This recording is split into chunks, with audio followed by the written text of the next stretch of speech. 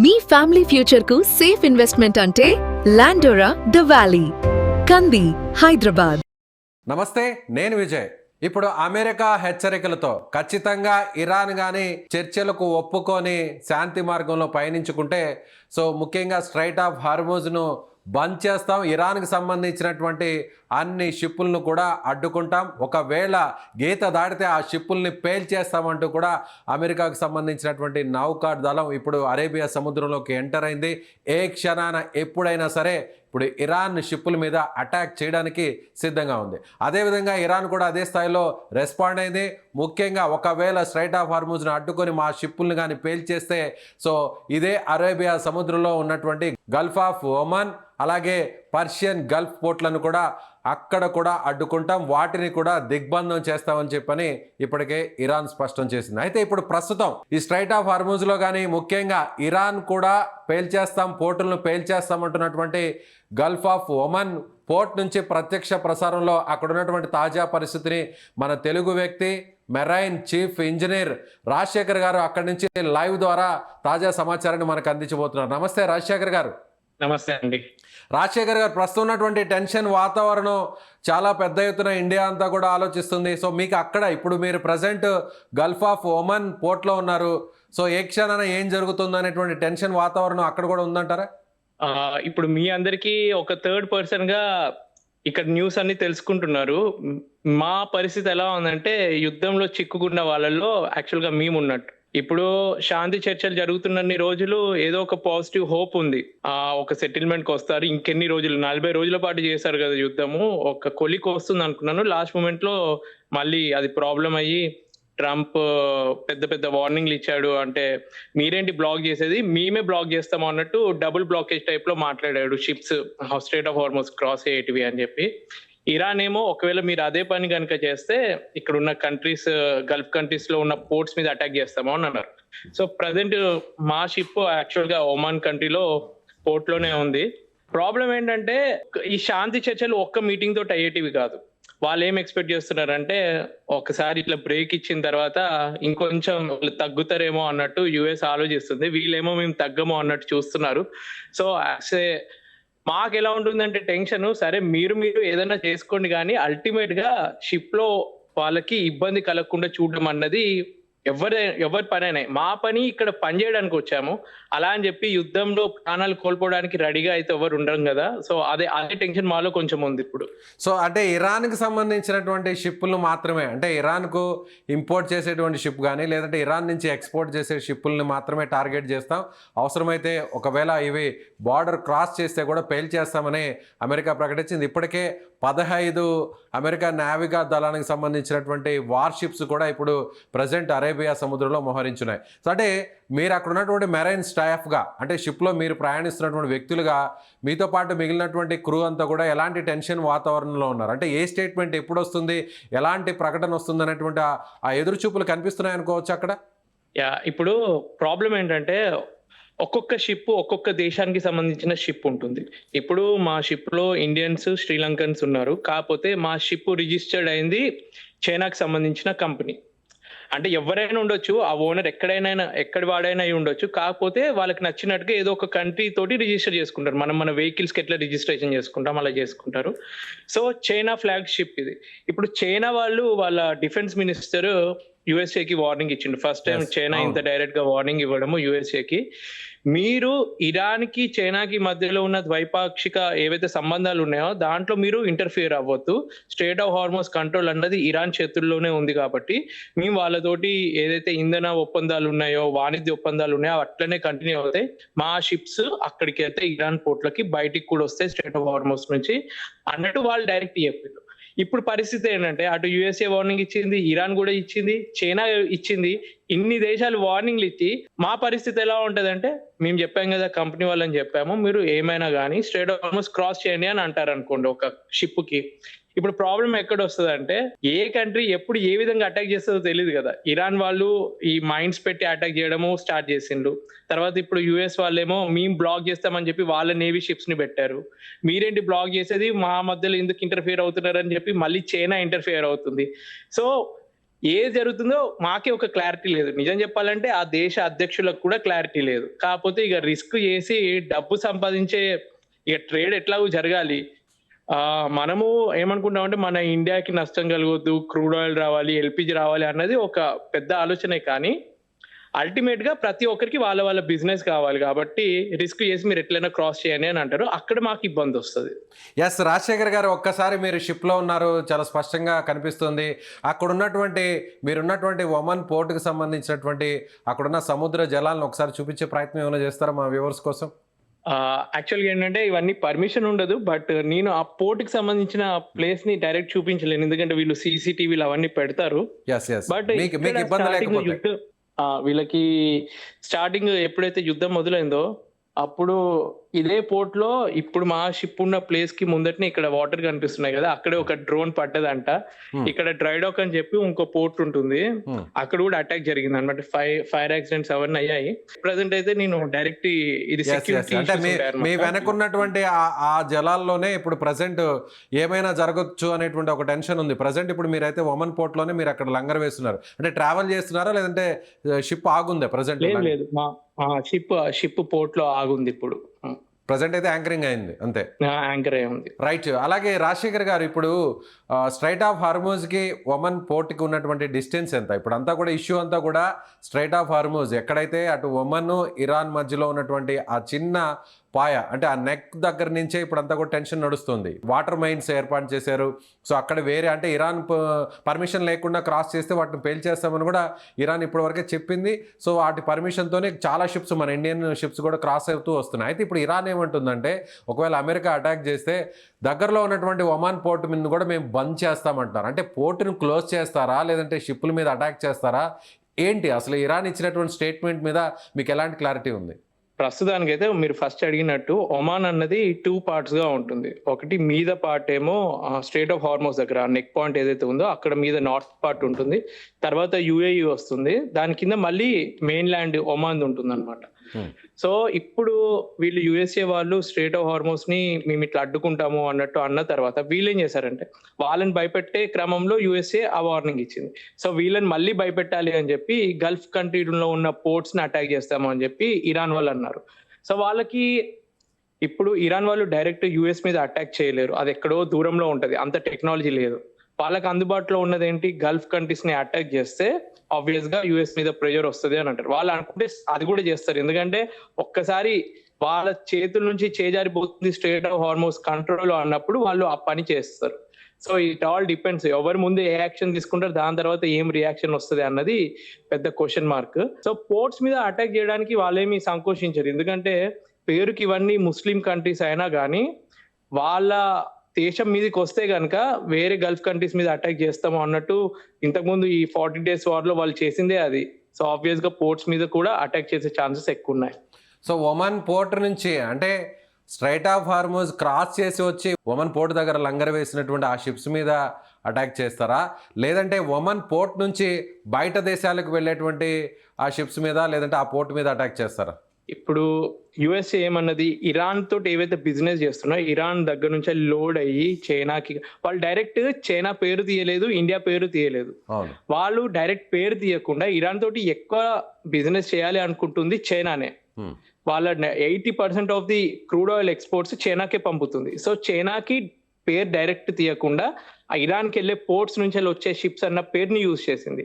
So ఒకవేళ USA కనుక Iran కి రిలేటెడ్ ఇట్లాంటి బిజినెస్ చేసే షిప్స్ మీద అటాక్ చేస్తే ఇరాన్ వాళ్ళు ఏం చేస్తారంటే యుఎస్ఏ కి రిలేటెడ్ షిప్స్ వాళ్ళ దగ్గర కూడా డేటాబేస్ ఉంటుంది, ఏ షిప్ ఎవరు ఓనరు లేదంటే ఆ షిప్ లో ఉన్న కార్గో ఏ కంట్రీకి సంబంధించింది అన్నది వాళ్ళు ఎనలైజ్ చేసి అట్లాంటి షిప్స్ ని వాళ్ళు ఏం చేస్తారు. ఇప్పుడు ఫర్ ఎగ్జాంపుల్ ఈ షిప్ ఇప్పుడు చైనా ఫ్లాగ్ ఉంది కాబట్టి ఇరాన్ కి ఫ్రెండ్లీ కంట్రీ చైనా, సో దీని మీద అటాక్ చేయదు నా opinion. So it all depends, వాళ్ళు ఏ స్ట్రాటజీ ఫాలో అవుతారో. వాళ్ళు శత్రువు అనుకున్న పోర్ట్స్ మీద కానీ వాళ్ళ శత్రు దేశాలు ఓనర్స్ గా ఉన్న షిప్స్ మీద అటాక్ చేసే ఛాన్స్ ఎక్కువ ఉంటుంది. సో మీరే అన్నారు ఇప్పుడు తాజాగా కూడా సో చైనాకు సంబంధించినటువంటి మినిస్టర్ కూడా రెస్పాండ్ అయ్యారు. ఇప్పటి వరకు కూడా ఇరాన్ వెనక చైనా ఉంది, రష్యా ఉంది అనేది పరోక్షంగా సపోర్ట్ చేస్తుంది అనేది కూడా ప్రపంచ దేశాలన్నిటికీ కూడా తెలుసు. ఎక్కడ కూడా అమెరికా నేరుగా చైనాకు కూడా వార్నింగ్ ఇవ్వలేదు, చైనా కూడా అమెరికా మీద ఎలా కూడా కౌంటర్ ఇవ్వలేదు. కానీ at the first time China కూడా చాలా సీరియస్గా రెస్పాండ్ అయింది.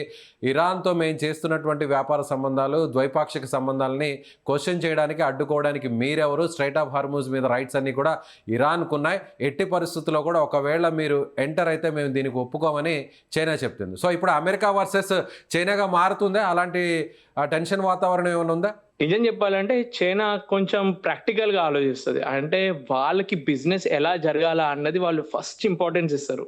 వాళ్ళు ఏదైనా యుద్ధంలో పార్టిసిపేట్ చేయాలన్నది వాళ్ళకి లీస్ట్ ఇంట్రెస్ట్ అనమాట. అంటిల్ వాళ్ళ బిజినెస్ దెబ్బతింటుంది, వాళ్ళ ఇంధన కొరత ఏమైనా లభిస్తుంది అన్న క్షణంలో మాత్రమే వాళ్ళు అంతటి రిస్క్ తీసుకోగలరు.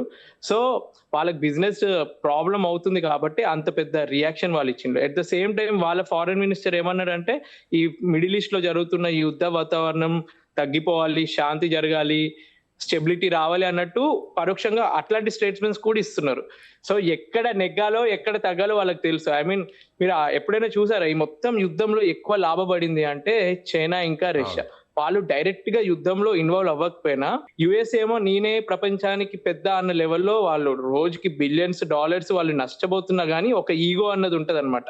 ఇప్పుడు ట్రంప్ గారి విషయంలో కూడా తీసుకుంటే ప్రెసిడెంట్ అన్న వర్డ్ యూజ్ చేస్తారు.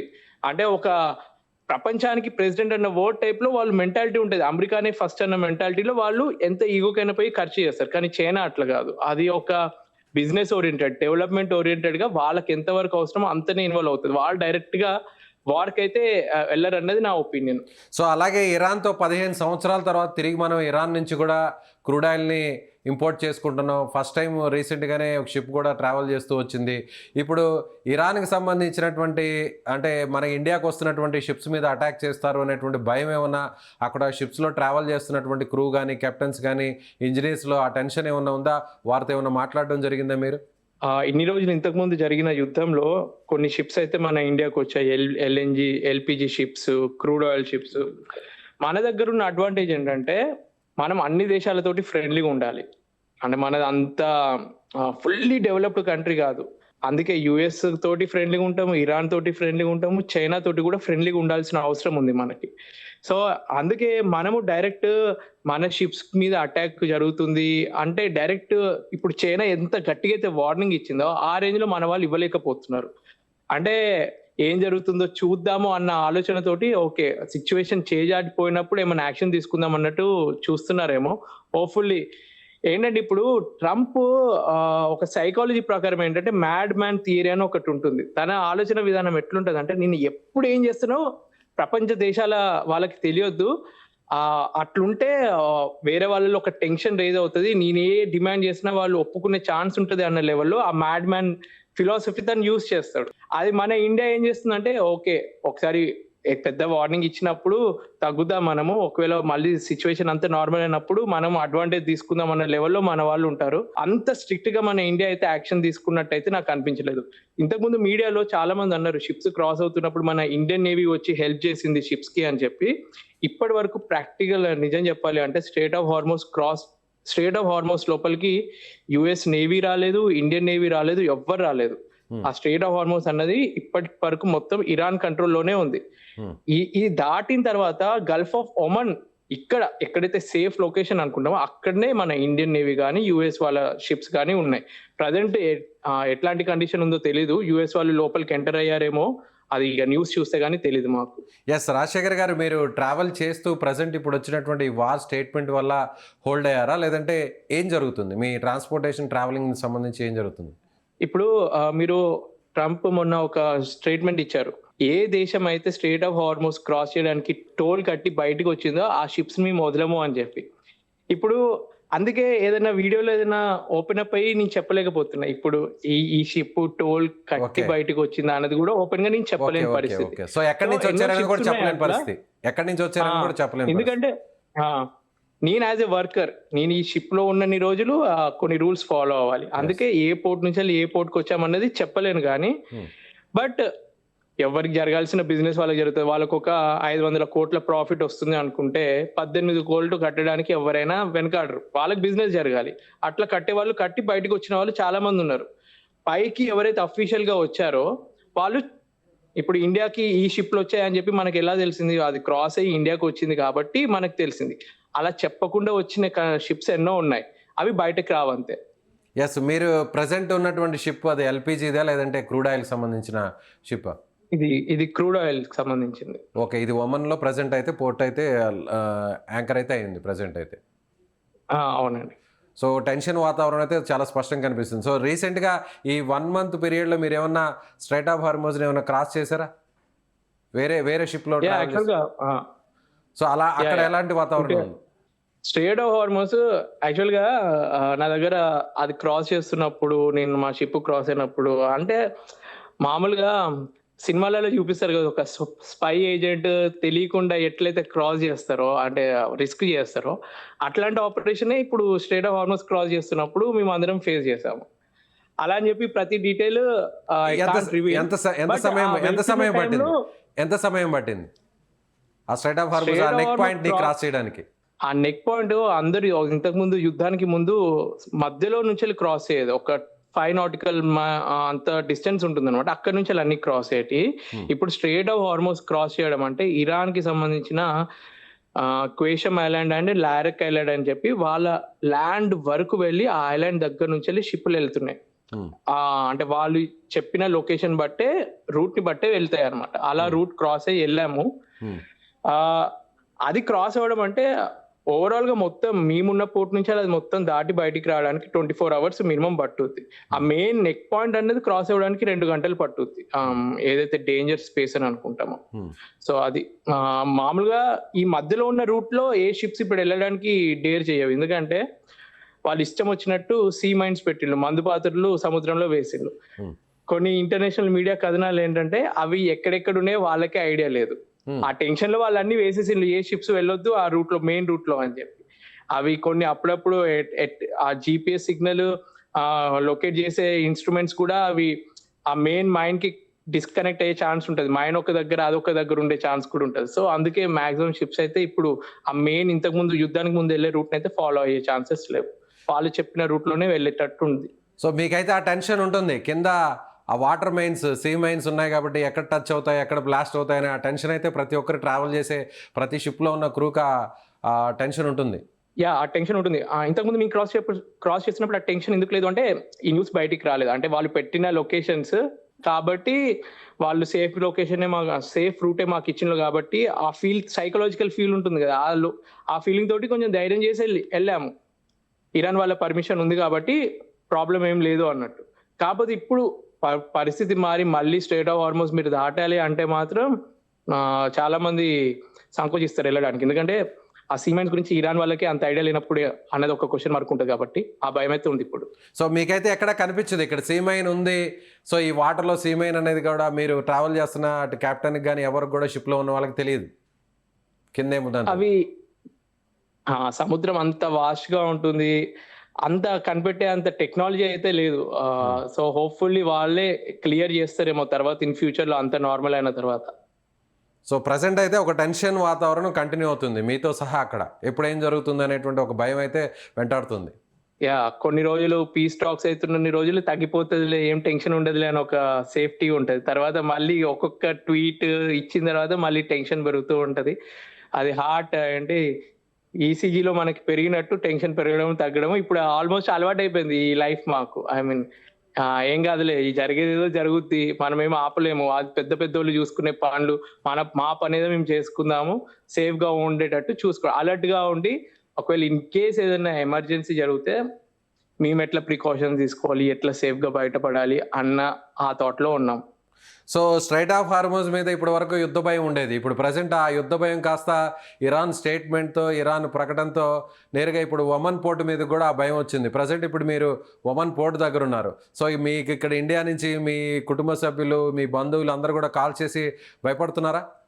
భయం అంటే వాళ్ళకి నేనే ధైర్యం చెప్తాను. ఏంటంటే ఎక్కడో ఇప్పుడు కొన్ని షిప్స్ స్టార్టింగ్ లో ఎక్కువ అటాక్ అయ్యాయి కాబట్టి వాళ్ళకు ఒక భయం. అన్ని న్యూస్లు చూసి ఇంకా మన మీడియా గురించి కూడా తెలిసిందే, కొంత జరిగితే ఇక మొత్తం చాలా ఎక్కువ చేసి చూపించేసరికి వాళ్ళలో ఒక భయం ఉంటుంది. సో దాన్ని నేను వాళ్ళకి డైరెక్ట్ వీడియో కాల్స్ లో, ఫోన్ లో మీరు అంత భయపడాల్సింది లేదు. వాళ్ళు ప్రపంచ దేశాలలో జరుగుతున్న దాంట్లో ఏదో పొరపాటున మా షిప్స్ మీద అటాక్ చేస్తున్నారు. ఇప్పుడు నాకు తెలిసి ఇంకా ఫ్యూచర్ లో జరగదు అన్న ధైర్యం నేను ఇస్తాను. బట్ ఇంట్లో వాళ్ళది ఎట్లుంటది, ఇప్పుడు నేను ఇక్కడ ఉన్నాను కాబట్టి, నేను సిచ్యువేషన్ లో ఉన్నా కాబట్టి నాలో కొంచెం టెన్షన్ ఉన్నా గానీ ఇంట్లో వాళ్ళకి ధైర్యం చెప్పాల్సిన పరిస్థితి. నేను టెన్షన్ పడుతున్నా అని చెప్పి వాళ్ళని ఇంకా టెన్షన్ పెట్టలేను. బట్ అంత ఏంటి మొత్తం ఏదో నిజంగా యుద్ధం జరుగుతుంది, మా మీదకి మిజైల్స్ వస్తున్నాయి అన్న లెవెల్లో అయితే నేను చెప్పట్లేదు. ఎందుకంటే ప్రాక్టికల్ గా చూస్తున్నా కదా, మరీ అంత డేంజరస్ సిచ్యువేషన్ కాదు. కాకపోతే ఫ్యూచర్ లో ఏమన్నా జరుగుతుంది అన్న ఒక భయం అంతే. సో మీరున్న పాయింట్ నుంచి ఇరాన్ బోర్డర్కి ఎంత దూరం ఉంటుంది రాజశేఖర్ గారు? యాక్చువల్ గా ఇప్పుడు ఉన్నది అయితే కొంచెం దూరంలోనే ఉన్నాం. స్ట్రైట్ ఆఫ్ హార్మోస్ కి ఒక షిప్ నుంచి రావాలి అనుకుంటే 24 hours పట్టుద్ది. స్ట్రైట్ ఆఫ్ హార్మోస్ నుంచి వెళ్ళి నేనున్న ఈ లొకేషన్ కి. ఎన్ని కిలోమీటర్స్ ఉంటుంది, ఎన్ని మైల్స్ ఉంటుంది, నాటికల్ మైల్స్? ఒమాన్ వచ్చేసి ఇప్పుడు నేను 300 miles వరకు కిందికి వచ్చాం మేము స్ట్రైట్ ఆఫ్ హార్మోస్ నుంచి. Okay, right. సో దగ్గరలోనే ఉన్నారు మీరు, ఒక రకంగా ఇరాన్ బార్డర్ కూడా చాలా దగ్గరలోనే ఉన్నారు. ఇప్పుడు ఇరాన్ భయపడుతున్నట్టుగా సో ఆ రేంజ్లోనే మీరు ఉన్నారు ఒక రకంగా చెప్పాలంటే. ఇప్పుడు అఫీషియల్ గా డిక్లేర్ చేసిన వార్ జోన్, ఈ ఏదైతే డేంజరస్ లొకేషన్స్ అన్నారో, ఏదైతే ఇరాన్ చెప్తుందో, పర్షియన్ గల్ఫ్ కి టచ్ అయిన ప్రతి గల్ఫ్ కంట్రీ, అందులో ఒమాన్ కూడా ఉంటుంది. సో ఇవన్నీ డేంజర్ కంట్రీస్ అన్నట్టు ఒక విధంగా. ఈ పోర్ట్స్లలో ఉన్నాయి కానీ, ఈ పోర్ట్ షిప్స్లలో ఉన్నాయి కానీ, ఇవన్నీ డేంజర్లో ఉన్నట్టు. సో అందుకే ఇప్పుడు ఏంటంటే చాలా మంది అడుగుతారు నన్ను, అన్నా నువ్వు షిప్ దిగి ఇంటికి రావచ్చు కదా అని చెప్పి. నేను షిప్ దిగాలి అంటే నన్ను రీప్లేస్ చేయడానికి ఇంకో అతను జాయిన్ అవ్వాలి. ఇంట్లో మంచిగా ఇంత న్యూస్లు చూస్తున్న అతను డేంజర్ అని తెలిసినప్పుడు తను నన్ను రీప్లేస్ చేయడానికి రాడు కదా. సో కాంట్రాక్ట్ పీరియడ్ అయిపోయేంత వరకు. సో ఇప్పుడు మీ ప్రాణాలను మరి మీరు అక్కడ పణంగా పెట్టి మీరు డ్యూటీ చేస్తున్నారు. సో మీకు మామూలుగా ఇచ్చేటువంటి వేజెస్ అండ్ శాలరీస్ కంటే కూడా ఇప్పుడు ఏమన్నా అడిషనల్గా పే చేసే పరిస్థితి ఏమైనా ఉంటుందా? సో మీ ఫ్యామిలీస్కి కూడా ఏమన్నా భరోసా ఇవ్వడం కానీ, కంపెనీస్ కానీ అట్లా ఏమైనా చేస్తున్నాయి? ఎక్కడైనా కానీ వాళ్ళు ప్రాఫిట్సే చూసుకుంటారు. అందరూ మీడియాలో వస్తున్నట్టు మీకు డబుల్ శాలరీస్ వస్తున్నాయి అన్నట్టు అంటున్నారు కానీ అటువంటి ఏం లేవు. మా దగ్గర ఒకవేళ $1,000 శాలరీ అనుకోండి ఒక పర్సన్ కి, అందులో ఒక $100 బేసిక్ శాలరీ అని ఉంటుంది. సో ఆ $100 ఎక్స్ట్రా ఇస్తారనమాట. వాళ్ళకి $1,000 వచ్చేది $1,100 ఇవ్వడం. అట్లా కొంచెం ఆ వార్ జోన్ ఎలవెన్స్ అని ఒకటి ఉంటుంది, ఒక 10% ఎక్స్ట్రా శాలరీ రావడం ఇండైరెక్ట్ గా, అలాంటిది ఇస్తున్నారు. అది కూడా ఎందుకు అని అంటే, ఇక ఎవరైనా షిప్ జాయిన్ అవ్వాలి అంటే ఏదో ఒక అట్రాక్టివ్ పాయింట్ ఉండాలి ఈ ఏరియాలో వర్క్ చేయడానికి. కొన్ని కంపెనీస్ ఎలా ఉంటాయంటే డబుల్ శాలరీ ఇస్తాము. ఇరాన్ కి సంబంధించిన కార్గ్ ఐలాండ్ అని ఒకటి ఫేమస్ ఐలాండ్ ఉంది కదా, అక్కడ షిప్ లోడ్ చేసుకో కొన్ని వాళ్ళని అట్రాక్ట్ చేస్తారనమాట షిప్ మాస్టర్ కి. మీకు ఇప్పుడు ఇచ్చే ఈ శాలరీ కన్నా డబుల్ శాలరీ ఇస్తాము అన్నట్టు. సో అట్రాక్ట్ చేయడానికి ఇవన్నీ వాళ్ళు యూస్ చేస్తున్న టెక్నిక్స్. రైట్. సో ఒక రకంగా చూస్తే మీరు మళ్ళీ సేఫ్ గా ఇండియాకి రావడానికి ఎంతకాలం పడుతుంది? నేను ఇండియాకి రావాలి అని అంటే ఒక 2 months టైం మినిమం పట్టుద్ది ఇప్పుడు. అంటే ప్రాబ్లం ఏంటంటే ఇక్కడ పోర్ట్స్లలో ఎక్కువ పర్మిషన్స్ ఇవ్వట్లేదు. క్రూ చేంజ్ కానీ, ఇప్పుడు మేము షిప్ దిగి ఎయిర్పోర్ట్కి వెళ్ళి అక్కడ నుంచి వెళ్ళి వాళ్ళకి కొన్ని రిస్ట్రిక్షన్స్ ఉంటాయి అన్నమాట. ఇప్పుడు యుఏఈలో ఇంతకుముందు దిగుదాం అనుకున్న మా షిప్ క్రూ కొన్ని రోజుల వరకు ఛాన్స్ దొరకలేదు. సడన్ గా ఒక స్లాట్ లో వాళ్ళకి పర్మిషన్ ఇచ్చేసరికి షిప్ నుంచి ఒక 8 మంది వాళ్ళ టైం అయిపోయింది కాబట్టి వాళ్ళు దిగిపోయారు, వేరే వాళ్ళు జాయిన్ అయ్యారు. ఫైనల్ గా కంక్లూడ్ చేద్దాం. సో మీకు ఏదైనా ఇన్ కేస్ అలా జరగకూడదు, ఇన్ కేస్ ఏదన్నా ఒకవేళ ఈ వార్ జోన్లో చిక్కుపోయి ఏదైనా ప్రమాదాలు లాంటివి జరిగితే, సో ఆ డేంజర్ జోన్లో మీరు ఇరుక్కుపోతే కంపెనీ వైపు నుంచి మీకు ఏదన్నా బీమాలు లాంటివి కానీ ఏదైనా సపోర్టింగ్ ఏమన్నా ఉంటుందా ఫ్యామిలీస్కి? అంటే నాట్ ఓన్లీ మీకని కాదు, సో మిగిలినటువంటి మీతో పాటు ట్రావెల్ చేసి ఇలాంటి సిచ్యువేషన్లో ఉన్న వాళ్ళకి. ప్రతి ఒక్కరికి కాంట్రాక్ట్ అనేది ఒకటి ఉంటుంది. వాళ్ళు కాంట్రాక్ట్లో ఏం రాశారో ఫస్ట్ చదువుకోవాలి. మ్యాక్సిమం ప్రతి కాంట్రాక్ట్లో ఇన్సూరెన్స్ అనేది షిప్లో పనిచేసే ప్రతి ఒక్కరికి ఉంటుంది.